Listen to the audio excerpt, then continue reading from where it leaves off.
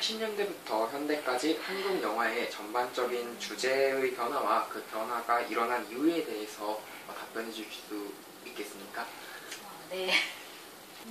70년대부터 지금 2010년대까지 영화의 그 변화를 보면 70년대는 주로 이제 교고생, 고등학생이 등장한 뭐 하이틴 영화라든지 멜로드라마 같은 것이 이제 많이 나왔는데 이때는 어떤 사상적으로 반공 사상이 강했기 때문에 그것과 관련한 사상적인 표현이 상당히 이제 어려웠던 이제 그런 시기입니다. 그래서 어떤 검열도 상당히 이제 강화됐던 시기였기 때문에 그것들을 이제 피해갈 수 있는 표현 내용이 이제 하이틴 영화라든지 멜로드라마 뭐 그런 것들이었습니다. 한국 영화가 대중에게 미친 영향과 대중이 한국 영화에 미친 영향은 무엇이 있다고 생각하십니까? 네, 일단 영화가 대중에게 미친 영향은 이제 상당히 크죠. 예를 들자면 장애인이나 뭐 소수자, 사회적 약자에 대한 관심을 불러일으켰던 도가니라는 영화도 있었고요. 그리고 그 친구라는 영화가 나오면서 그 전이나 그 이후에도 폭력을 소재로 한 그런 영화들이 많았는데 그런 것 때문에 어떤 폭력에 대한 감각이 많이 이제 약화됐다거나 할까요? 뭐 그런 영향도 이제 있을 수가 있고 일상생활에서 어떤 욕설을 그냥 일상화하는데 뭐 그런 영향을 줬다고도 이제 볼 수가 있겠고요. 또 한편으로는 영화 촬영 장소가 이제 관광 명소로 개발되면서 사람들의 여가 활동에 영향을 미치는 그런 영향도 좀 있었던 것 같습니다. 예를 들자면 광주 가까운데 중루원 같은 데는 알포인트 영화를 찍어서 거기 영화 촬영 장소로 소개를 하면서 관광 명소로 만든 뭐 그런 경우도 있고요.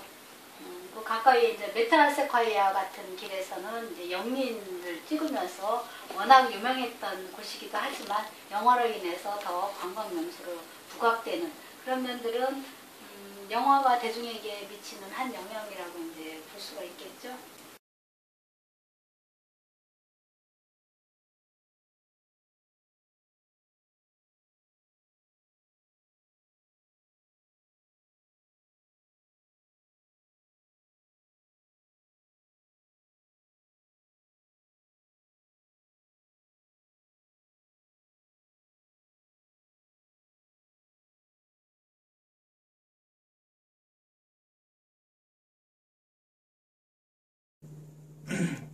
I will ask you simple questions about South Korean cinema. Okay. Yeah. Before we start, could you introduce yourself shortly? Yes, my name is Professor Walter Stucke, and I'm an Yes. assistant professor of English at Chosun University. And I'm from the United States of America. Yes. I'm 33 years old in American age. And I majored in history in college. I have my master's degree in history. And I've been teaching at Chosun University since March of this year. Yes. Thank you. Yes. Thank you. And next question is our main question. Mm-hmm. Do you know about Chun Doo-hwan? Yes, I do. He was the president and dictator of Korea, I believe, from about 1980 till 1988, and he was one of the people behind the Gwangju massacre in 1980. Chun Doo-hwan government is one of the government that use monocracy, Okay. and he used cinemas also through monocracy. And do you think this movie is effective way to control people?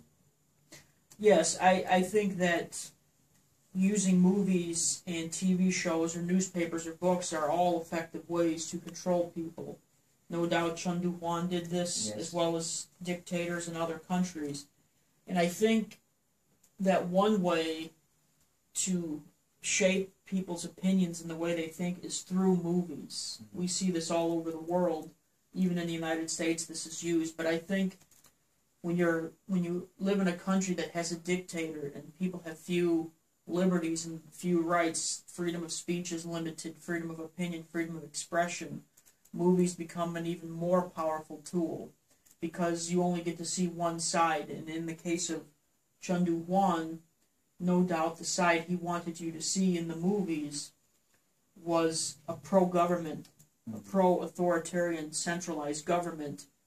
I don't know if there were any movies made about the Gwangju massacre while Chun Doo-hwan was president. I'm not sure, but I imagine if there were movies like that, he probably would have censored the movies to make it seem like he was not doing anything bad and that the people were probably inspired by maybe communist propaganda or North Korean spies or something. That's probably how he would have twisted a movie if one was made regarding the Gwangju massacre. I don't know, but he would have twisted it in such a way to justify the actions of the military, and he would have made the number of people killed on that during the uprising to be smaller, so he would not look bad, and he would get support from the United States and other countries by saying it was an anti-communist uprising, or it was a pro-communist uprising, excuse me, not anti-pro-communist.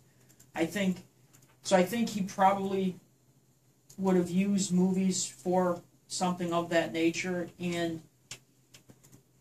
and during his time there was no internet.